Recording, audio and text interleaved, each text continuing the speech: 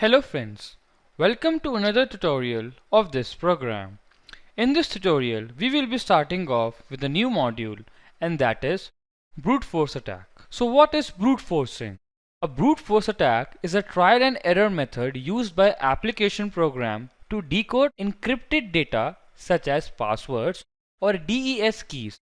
DES stands for Data Encryption Standard through exhaustive efforts using brute force rather than employing intellectual strategies. A hacker may use a brute force attack to obtain access to a website and account, then steal data, shut the website down, and execute another type of attack. The parameters may be usernames, passwords, authentication token, sequential values, receipt number, tracking numbers, or anything that can be hacked to gain access or to either steal crucial information. Brute forcing is of two types. One, dictionary based brute forcing, and another is logical brute forcing. Now let's see what is dictionary based brute forcing. The brute forcing attacks are generally for targeting parameters like usernames or password. So in this, the hacker usually creates a list of most commonly used passwords and usernames, which are also referred to as dictionary. That's why we call it dictionary attack. And over here we use burp intruder for this attack. What is logical brute forcing? It takes place where there are sequential values, IDs, OTPs, etc. It starts from external logic to determine which password variation may be most likely to succeed, and then continues with a simple approach to try many possible variations. Over here also we use burp intruder for this attack.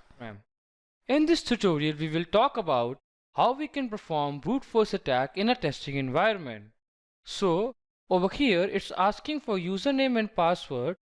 As we know that the login credentials of DVWL app is admin as username and password as its password. If I enter these credentials, I will be logged in.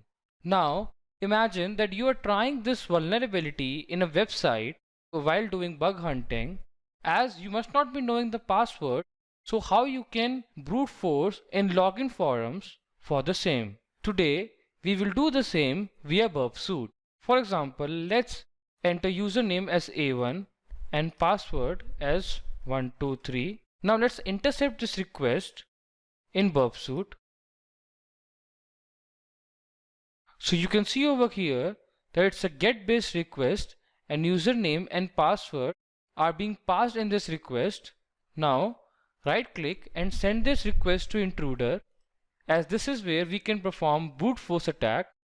Now go to positions. First of all, clear all the positions from here.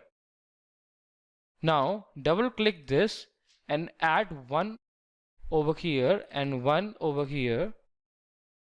For this we will be using cluster bomb, as there are two payloads, and in cluster bomb when we input our payload list for payload set 1 and for payload set 2, that is username is equal to this is payload set 1 and password is equal to this is payload set 2. So what happens in cluster bomb is that it will brute force all the payloads of payload set 1 with payload set 2 and check what all payloads are working. So there are two options of inputting payload over here. One is by adding manually and one is by loading a txt file where there is a complete list of payloads. But over here we will add manually. Let's give one admin. Next will be user.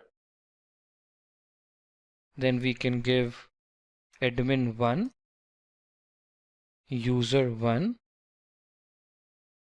and AAA. So this was for the usernames, and the second list is of passwords.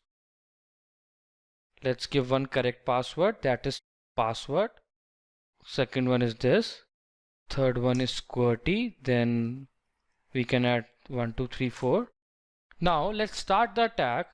Over here if you can see that payload count is 4 and request count is 20, because in payload set 1 we have 5 payloads and 5 multiplied by 4 turns out to be 20. That's why the request count will be 20, as it will be checking with each and every payload. And now let's start the attack. The attack has been finished, but how will you determine that which among these is the correct credential? So over here you can see that if I look at the length of admin and password section, it is 4736, which is different from the rest. Except this, all the other results have the same length. So from this, I can figure out that admin and password is the correct credential for my DVWL app. Now let's check it again.